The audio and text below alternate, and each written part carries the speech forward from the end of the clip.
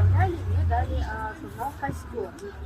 Еще плюс после того, как я одной поэтессы, ну и также писательнице Кристине Стрельниковой сказала, что я пишу стихи, она захотела, чтобы я начал сотрудничать с издательством «Костюм», с журналом «Костер».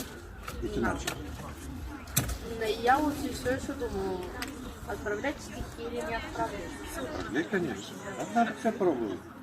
Отправлять, посылать, заявлять о себе. И вот журнал «Костер» проводит такой конкурс. Ваш веселый звонок.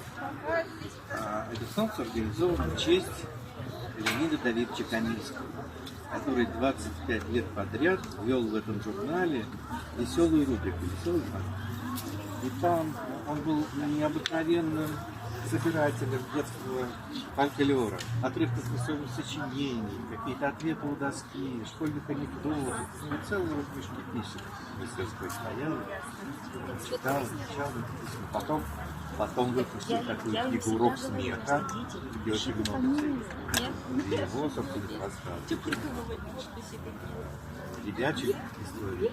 А потом еще у него вышла книга «История государства российского в отрывках из школьных сочинений».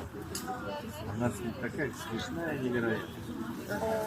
И вот... В школе, в газете была советскую, да, на Победители, которые становились победителями, которые участвовали в этом конкурсе. И я всех вас призываю в нем участвовать. Присылайте ребят в журнал «Костер».